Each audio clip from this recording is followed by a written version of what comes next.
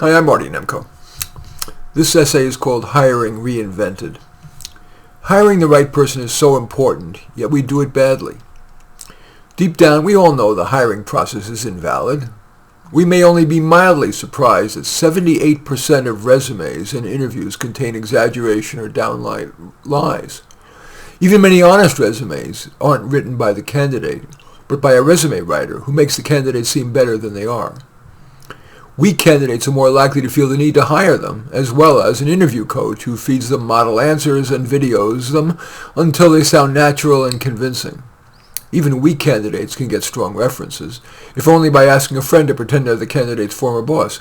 Oh yes, Chris was a wonderful employee. Yet we compensate for invalid methods of hiring, not by changing them, but by using them more.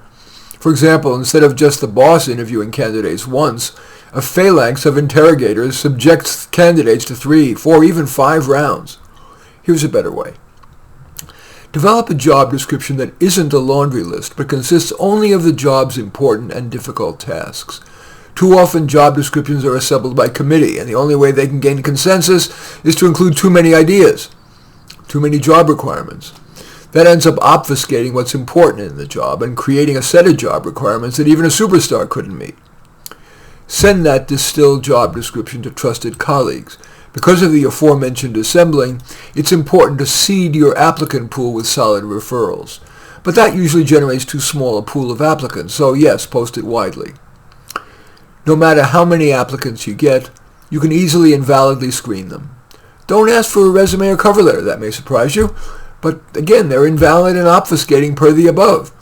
Just have applicants complete a 15-minute quiz online, which tests those central difficult job tasks. For example, if the employee will be running meetings, ask the candidates how they would resolve a specific disagreement or how they would move the group from a set of brainstormed ideas to an action plan. If the employee will be presenting findings, give the candidates a set of facts to meld into a brief oral or written report. And obviously, if the person's job is going to importantly be hands-on, whether coding, repairing, or healing, the quiz should include one or more simulations. This approach also benefits the candidates because it provides a sense of what the job's going to be like. Weight the test items according to their importance on the job. Maybe 10 points for the most important one, but it's got to be important yet difficult. Fewer points for other items. Some items may be deal killers. For example, if you can't code well enough, no matter how well you do the other items, you may be the wrong person for a coding-centric job. To avoid a ringer doing the quiz for an applicant, it needs to say, finalist candidates will take a parallel quiz under proctored conditions. Indeed, the top-scoring candidate should, live or virtually, take a monitored parallel quiz, and that quiz is all the finalist candidates need to do.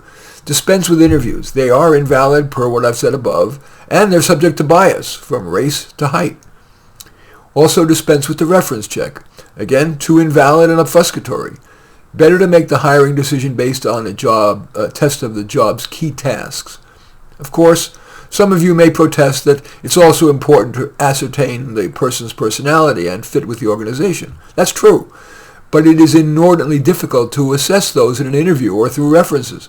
On balance, it's more valid to rely on candidates' performance in simulation of job central tasks. Others of you might object that some candidates have extreme test anxiety.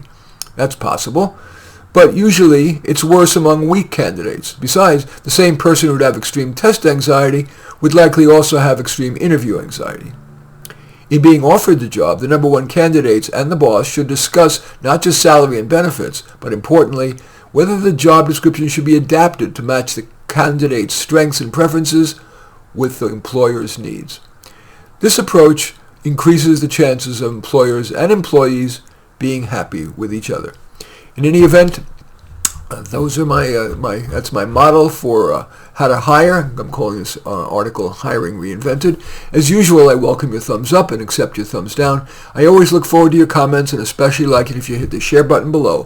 Share on your social media so that my efforts can have broader impact. And I am flattered if you choose to subscribe to my channel.